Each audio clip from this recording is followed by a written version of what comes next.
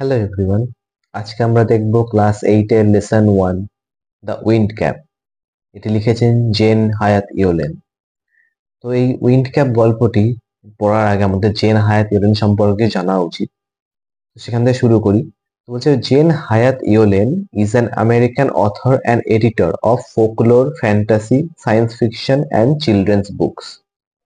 তো বলছে Jane Hyatt ইয়োলেন ইনি ছিলেন কি না একজন আমেরিকার বাসিন্দা, আমেরিকার লেখিকা and of folklore, fantasy, science fiction and children's book. অর্থাৎ ফোকলোর বলতে আমরা জানি যে লোককথা বা উপকথা যে জিনিসগুলো বলা হয় সেগুলোকে বলা হচ্ছে ফোকলোর।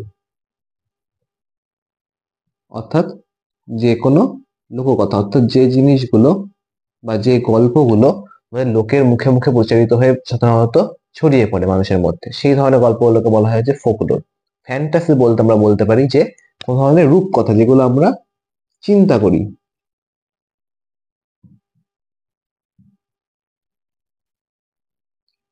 যেমন তোমাদের পরী বা ইউনিকর্ন এই ধরনের যে গল্পগুলো হয় সেগুলো হচ্ছে ফ্যান্টাসির মধ্যে পড়ে। এবং সায়েন্স ফিকশন বলতে তোমাদের বোঝাই যে বৈজ্ঞানিক যে কল্পবিজ্ঞান, যে বৈজ্ঞানিক ধারণার উপর ভিত্তি করে যে ধরনের রচনাগুলো করা হয়, কল্পনার ভিত্তি করে যে রচনাগুলো করা হয় সেইগুলোকে বলা হয় যে সায়েন্স ফিকশন। এবং কিছু শিশুদের বইও কিন্তু তিনি লিখেছিলেন। তো বলছে দেখো, she has written over 280 books, the best known of which are the Holocaust novella and the Devil's Arithmetic. তো বলতে পারো she has written over 280 books, অর্থাৎ তিনি লিখেছেন 280টিরও বেশি বই। The best known of which, যার মধ্যে বিশেষভাবে প্রসিদ্ধ যেগুলো, বিশেষভাবে পরিচিত যেগুলো, সেগুলো হচ্ছে কি দ্য হলোকাস্ট নোভেলা। এই নামটি দেখে রেখো। দ্য হলোকাস্ট নোভেলা তার কিন্তু একটা পরিচিত বইয়ের নাম। এবং বলছে দ্য ডেভিলস অ্যারিথমেটিক, এই দুটো বইয়ের নাম তোমাদের দিয়েছে যে দুটো তার প্রসিদ্ধ লেখার মধ্যে পড়ে। তারপরে বলছে দেখো, the present text is an edited version of our popular short story of the same name. অর্থাৎ এই যে প্রেজেন্ট, যে বর্তমান যে গদ্যটি তোমাদের বইয়ে দেওয়া হয়েছে, ইজ অ্যান এডিটেড ভার্সন, অর্থাৎ এটা কিন্তু একটু পরিবর্তন করা হয়েছে, পরিবর্তন করা রূপ কিন্তু এটা একটা, of our popular short story, তার যে জনপ্রিয় যে ছোট গল্প ছিল সে একই নামের, সেই একই নাম অর্থাৎ উইন্ড ক্যাপ নামের ছোট গল্প থেকেই কিন্তু তোমাদের কিছু পরিবর্তিত অংশটা তুলে ধরা দেওয়া হয়েছে। অর্থাৎ তোমাদের ওখান থেকে কিছুটা সংক্ষিপ্ত করে নিয়ে সেই জিনিসটা তোমাদের গদ্য হিসেবে দ্য উইন্ড ক্যাপে দেওয়া হয়েছে। তো এই লেখক সম্পর্কে আমাদের এইটুকু জানলেই চলে যাবে। এরপর সরাসরি চলে আসবো আমাদের এই উইন্ড ক্যাপ গল্পটিতে। ফার্স্ট ইউনিট ওয়ানে দেখো তোমাদের বলছে যে there was once a lad who wanted to be a sailor but his mother would not let him go to the sea. তো বলছে there was once a lad, এই lad বলতে আমরা বলতে পারি যে কোনো বয় অর্থাৎ কোনো বালক, বালককে আমরা কিন্তু ল্যাড বলি। তো বলছে একদা এক বালক ছিল who wanted to be a sailor, যে সেলর অর্থাৎ একজন নাবিক হতে চাইতো। But his mother would not let him go to the sea, কিন্তু তার মা চাইতেন না তাকে ছাড়তে সমুদ্রের উদ্দেশ্যে, সমুদ্রে যেতে কিন্তু তাকে দিত না। Child, what do you know of sailing, he would say. তো বলতে পারো যে বাবা বা বাছা তুমি কি জানো এই সেলিং সম্পর্কে, সমুদ্র যাত্রা সম্পর্কে তুমি কি জানো, তিনি এটা কিন্তু বারংবার বলতেন এই কথাটা। ইউ আর এ ফার্মার সান, তুমি একজন কৃষকের সন্তান, কৃষকের ছেলে। You know the turn of seasons and the smell of the soil. অর্থাৎ তুমি জানো কি, তুমি জানো the turn of seasons, turn বলতে কিন্তু এখানে আমরা বলবো পরিবর্তন। তুমি জানো কি পরিবর্তন, ঋতুর যে পরিবর্তন গুলো হয়, সিজনস যে চেঞ্জ গুলো হয়, সেই পরিবর্তনটা তুমি কিন্তু জানো যেহেতু তুমি একজন চাষি পরিবারের ছেলে। And the smell of the soil, smell বলতে আমরা কিন্তু ঘ্রাণ বা গন্ধ এটাকে বলি। তো এই তোমরা গন্ধটা চেনো কিসের, of the soil. Soil, soil মানে কিন্তু আমরা জানি যে মাটি। অর্থাৎ যেহেতু তুমি একজন কৃষক পরিবারের সন্তান সেহেতু তুমি ঋতু পরিবর্তনটা চেনো, এবং এবং তার সাথে কি মাটির যে গন্ধটা হয় বা মাটির যে সুগন্ধটা হয় সেই গন্ধটা কিন্তু তুমি চেনো, তো তোমার সঙ্গে ওটা পরিচিত জন্মযুগ থেকেই। But you do not know the sea, কিন্তু তুমি জানো না সমুদ্র সম্পর্কে, সমুদ্রের সঙ্গে তোমার দূর দূরান্ত কোনো সম্পর্ক নেই যেহেতু, সেহেতু কিন্তু এই বাচ্চাটির মা বলছে যে তুমি কৃষক পরিবারে যেহেতু সেহেতু কিন্তু তোমার সমুদ্র সম্পর্কে কোনো আইডিয়া নেই, কোনো জ্ঞান নেই। কিন্তু তুমি যেহেতু কৃষক পরিবারের সন্তান, সেহেতু তোমার জ্ঞান রয়েছে কি সম্পর্কে? ঋতু পরিবর্তন সম্পর্কে এবং মাটির যে গন্ধ সেই সম্পর্কে, মাটি সম্পর্কে কিন্তু তোমার পূর্ণ জ্ঞান রয়েছে। তো বলছে now the boy whose name was John, অর্থাৎ আমরা দেখতে পাচ্ছি যে ল্যাডটির কথা বলা হচ্ছে এখানে, সেই ছেলেটির নাম কিন্তু বোঝা যাচ্ছে কি জন, had always obeyed his mother. ওবে করা মানে হচ্ছে কিন্তু মান্য করা, ওবে মানে মান্য করা, বা সোজা বাংলা আমরা মেনে চলা বলতে পারি। তো বলছে দেখো যে now the boy whose name was John had always obeyed his mother, অর্থাৎ এখন এই যে ছেলেটির কথা বলা হচ্ছে যার নাম হচ্ছে জন, সে সবসময় তার মাকে মান্য করে, তার মা যা বলেন সেই কথাটি কিন্তু সে মেনে চলে। So he went about his farm work with a heavy heart, but did not again mention the sea.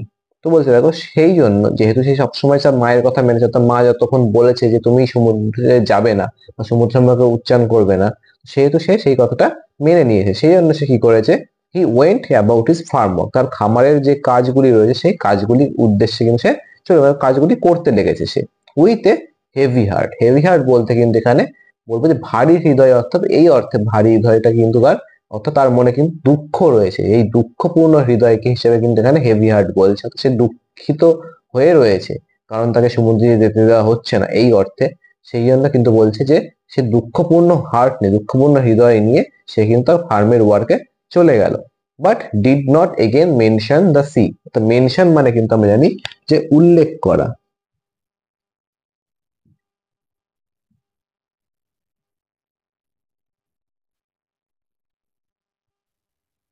সে তার খামারের কাজে চলে গেল কিন্তু আর কোনোদিন সে তার এই যে সমুদ্র যাত্রা, সমুদ্র সম্পর্কে কিন্তু কোনো রকম উল্লেখ তার মায়ের সামনে করেনি। বলছে one day he had been walking behind the plough. এই প্লাউ মানে কিন্তু তোমাদের লাঙল।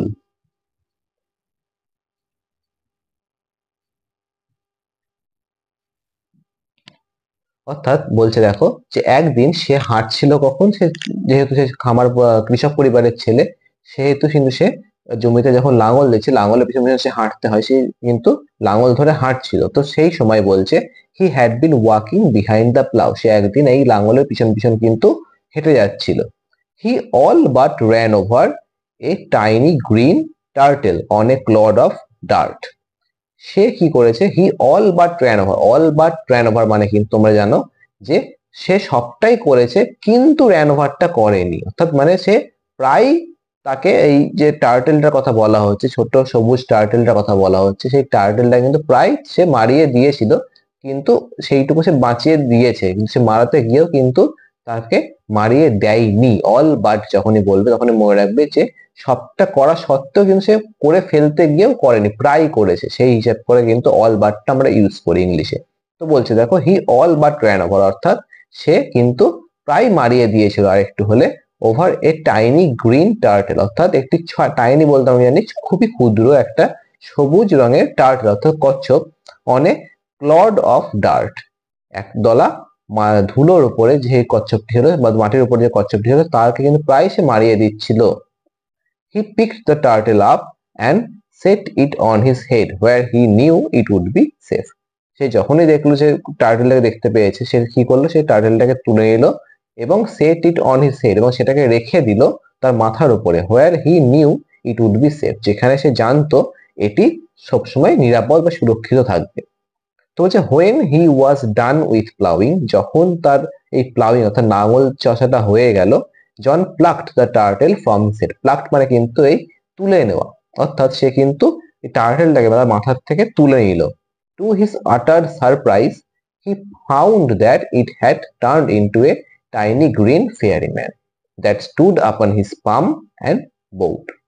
তো বলছে দেখো টু হিজ আটার সারপ্রাইজ, তাকে কিন্তু খুবই মানে খুবই অবাক করে দিল এই বিষয়টা যখন সে দেখতে পেলো, যখন সে খুঁজে পেলো যে it had turn into a tiny green fairy man, এটা টার্ন হয়েছে অর্থাৎ পরিবর্তন হয়ে গেছে into a tiny green fairy man, অর্থাৎ সে ছিল কিন্তু কি একটা সবুজ ছোট টার্টেল ছিল, কচ্ছপ ছিল, সেখান থেকে সে কি হিসেবে পরিবর্তন হয়ে গেছে একটা সবুজ ছোট ফেয়ারি ম্যান, অর্থাৎ সেটা পরিতে কিন্তু রূপান্তরিত, পরিমাণবে কিন্তু রূপান্তরিত সে হয়ে গেছে।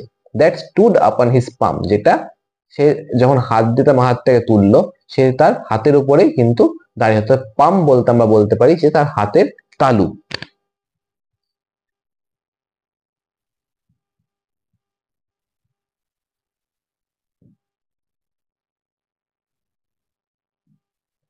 বলছে দেখো সে কিন্তু তার হাতের তালুর উপরে পরিমাণকটি কিন্তু দাঁড়িয়েছিল। অ্যান্ড বউড, বউড মানে কিন্তু আমরা সেটা বলছি যে কোমরটা বেঁকে যে ঝুঁকে নমস্কার জানানো বা সম্মান জানানোর যে প্রক্রিয়াটা সেটাকে বলা হয় বউড করা। তো বলছে দেখো, I thank you for your kindness, tell me your heart's desire and I shall grant it to you for saving my life, said the fairy. অর্থাৎ সেই পরিমাণকটি যে ছিল, সবুজ পরিমাণকটি, সে কিন্তু এবার বলছে যে I thank you for your kindness, অর্থাৎ আমি ধন্যবাদ জানাচ্ছি তোমাকে ফর ইউর কাইন্ডনেস, তোমার দয়ালু মনোভাবের জন্য, দয়ার জন্য। Tell me your heart's desire, tell me অর্থাৎ বলো আমাকে তোমার হার্টের ইচ্ছে, ডিজায়ার মানে আমরা জানি যে ইচ্ছা প্রকাশ করাকে ডিজায়ার বলা হয়।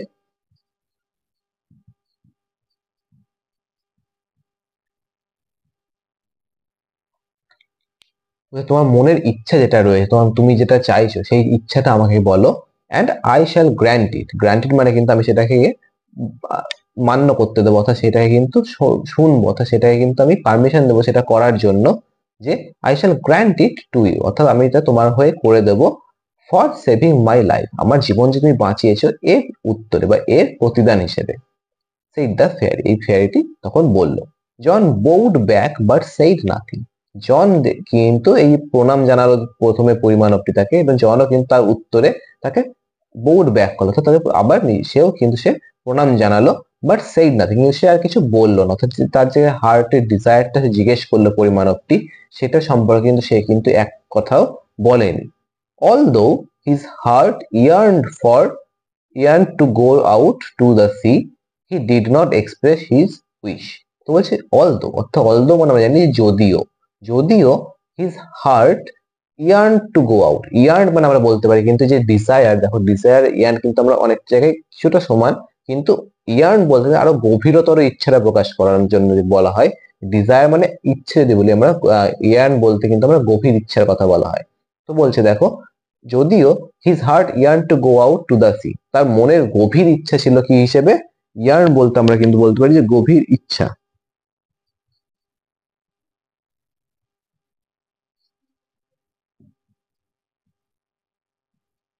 অর্থাৎ তার মনে কিন্তু একটা গভীর ইচ্ছা ছিল to go out to the C, সমুদ্রে যাওয়ার জন্য।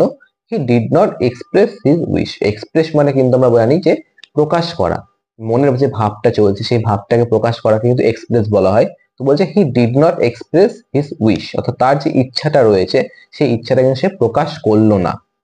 The green fairy man could read a heart easily, so he said. তো বলছে দেখো, যে এই সবুজ পরিমাণকটি ছিল সে কিন্তু খুব সুন্দরভাবে খুব তাড়াতাড়ি কিন্তু সেই মনের থেকে মনের কথাটা কিন্তু পড়তে পারতো, অর্থাৎ তুমি যদি কিছু নাও বলো সে কিন্তু মন ভেবে নিতে পারতো, অর্থাৎ মনে যেটা চলছে সেটা কিন্তু সে বুঝতে পারতো।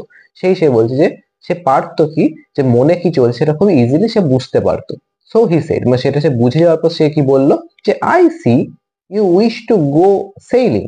তো বলছে আমি দেখতে পাচ্ছি বা আমি বুঝতে পারছি যে তুমি কিন্তু তুমি উইশ করছো কি, তোমার ইচ্ছা হচ্ছে কি সেইলিং করতে, অর্থাৎ সমুদ্র যাত্রা করতে যাওয়ার। John's face answered for him, জনের মুখটা বা জনের এই ফেস বলতে কিন্তু আমরা বলবো তার এক্সপ্রেশনটা, তার যে মুখের যে ব্যবহারটা রয়েছে, তার মুখের যে অঙ্গভঙ্গিটা রয়েছে, সেই এক্সপ্রেশনটা কিন্তু তার হয়ে তার উত্তরটা দিয়ে দিল। অর্থাৎ জনের মনে যেটা চলছে সেটা যে এই পরিণামটি সত্যিই ধরতে পেরেছে, সত্যি সে কথাটি বলেছে যে জন সমুদ্রে যেতে চায়, সে মনের কথাটা সত্যি সত্যি বুঝতে পেরেছে। এই যে সারপ্রাইজ বা সারপ্রাইজনেস যে এক্সপ্রেশন সেটা কিন্তু জনের মুখে দেখেই সরাসরি বোঝা যাচ্ছিল। তো এই তোমাদের ফার্স্ট ইউনিট উইন্ড ক্যাপের কিন্তু এখানেই তোমাদের শেষ হচ্ছে। তো এরপর আমরা সরাসরি চলে আসবো যে অ্যাক্টিভিটি গুলোর মধ্যে। তো ফার্স্ট অ্যাক্টিভিটি দেখো তোমাদের বলছে টিক দ্য কারেক্ট অল্টারনেটিভ, অর্থাৎ তোমাদের কিন্তু এখানে অপশন দেওয়া রয়েছে মাল্টিপল চয়েস, সেই অপশন গুলোর মধ্যে কিন্তু যেটা তোমার সঠিক হবে সেটা কিন্তু তোমাদের লিখতে হয়। ফার্স্ট কোশ্চেন দেখো বলছে the lad had wanted to be, অর্থাৎ যে বালকটির কথা আমরা পড়ছিলাম এতক্ষণ ধরে, সেই বালকটি চাইছিল কি হতে, সে আমরা প্রথমেই পড়েছি সে একটা সেলার হতে চাইছিল, অর্থাৎ সে নাবিক হতে চাইছিল, অর্থাৎ অপশন সি কিন্তু সেলার এখানে কিন্তু সঠিক উত্তর হয়ে যাচ্ছে। সেকেন্ড কোশ্চেন দেখো বলছে mother told the lad that he knew the smell of the তো বলছে মাদার টোল, অর্থাৎ মা বলেছেন, অর্থাৎ শিশুটির যে মা রয়েছেন তিনি বলেছিলেন যে দ্য ল্যাড, অর্থাৎ বালকটি, he knew the smell of the, সে তার বালকটিকে বলেছে যে তুমি জানো কিসের স্মেল, তুমি জানো, তুমি যেহেতু ফার্মারের সন সেহেতু তুমি জানো এই মাটির গন্ধ, মাটির স্মেলটা সম্পর্কে জানো। অর্থাৎ অপশন এ সয়েল, মাটি মানে আমরা দেখলাম এটাই, যে এই অপশন এ সয়েল এটা কিন্তু আমাদের সঠিক উত্তর হয়ে যাচ্ছে। থার্ড কোশ্চেন বলছে দেখো, John put the turtle on his, অর্থাৎ জন পুট অর্থাৎ জন রেখেছিল এই টার্টেলটাকে, এই কচ্ছপটিকে, অন হিজ তার কোথায় রেখেছিল, অর্থাৎ তার দেহের, তার মাথার উপরে রেখেছিল, অর্থাৎ অপশন বি হেড এটা কিন্তু এখানে সঠিক উত্তর। কোশ্চেন নাম্বার 4 বলছে দেখো, the fairy man wanted to know John's, তো বলছে দেখো দ্য ফেয়ারি ম্যান অর্থাৎ এই পরিমানবটি ছিল, সে চাইছিল কি জানতে, জনের, জনের হার্টের ডিজায়ার চাচ্ছে, জনের মনের যে ইচ্ছাটা রয়েছে সেই ইচ্ছাটা সে পূরণ করতে চাইছে, সে ইচ্ছে জানতে চাইছে তোমার মনে কি ইচ্ছে রয়েছে, অর্থাৎ অপশন সি হার্টস ডিজায়ার এটা কিন্তু এখানে সঠিক উত্তর হয়ে যাচ্ছে। এবার এরপর আমরা চলে আসি সরাসরি অ্যাক্টিভিটি 2 তে, যেখানে বলছে রিঅ্যারেঞ্জ দ্য ফলোইং সেন্টেন্সেস, অর্থাৎ তোমাদের এখানে কিন্তু 6টা সেন্টেন্স দেওয়া রয়েছে, এটাকে নাম্বার অনুযায়ী কোন ঘটনার পর কোন ঘটনা ঘটেছে এই পরপর সিরিয়াল নাম্বার অনুযায়ী কিন্তু এটাকে তোমাদের সাজাতে হবে। তো ফার্স্ট যে অপশন তোমাদের সেন্টেন্সটা ঘটেছিল, যে বাক্যটার কথা বলা হচ্ছে, সেটা দেখো বলছে যে তোমাদের 2 নাম্বার যে সেন্টেন্সটা দেওয়া রয়েছে, mother said John was a farmer son, mother বলছেন যে জন একজন কৃষকের ছেলে, এইটা কিন্তু তোমাদের সবার প্রথমে চলে যাবে, প্রথম নাম্বার 1 হয়ে যাবে। সেকেন্ড সেন্টেন্স হয়ে যাচ্ছে তোমাদের, John met the tiny green turtle, John কিন্তু এই সবুজ, এই সবুজ যে টার্টেলটা রয়েছে, কচ্ছপটা রয়েছে, তাকে, তার সাথে কিন্তু তার সাক্ষাৎ হয়েছিল। থার্ড সেন্টেন্স তোমাদের হয়ে যাবে, John plucked the turtle from his head, John কিন্তু তার মাথা থেকে কচ্ছপটিকে যখন সেভ করার জন্য রেখেছে সেটাকে কিন্তু সেখান থেকে তুলে ফেললো।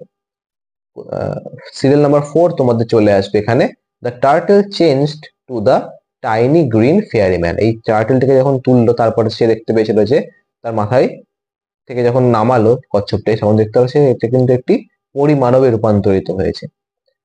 নাম্বার 5 চলে আসছে যে জন বউড বাই, জন কিন্তু তার উত্তরে প্রত্যুত্তরে এই পরিমাণটি যখন প্রণাম জানিয়েছিল সেও কিন্তু প্রণাম জানিয়েছিল। লাস্ট একদম তোমাদের সেন্টেন্স হবে, John did not express his wish, John তা কিন্তু তার নিজের উইশটা, নিজের মনের ইচ্ছাটা কিন্তু তাকে জানায় না। তো তোমাদের যদি সিরিয়াল নাম্বার পরপর যদি বলি, 2 ফার্স্ট আসবে, তারপরে আসবে 1, তারপরে আসবে 4, তারপরে আসবে 3, তারপরে আসবে 6, তারপরে আসবে 5, এই অনুযায়ী কিন্তু তোমাদের পরপর রিঅ্যারেঞ্জটা করতে হবে।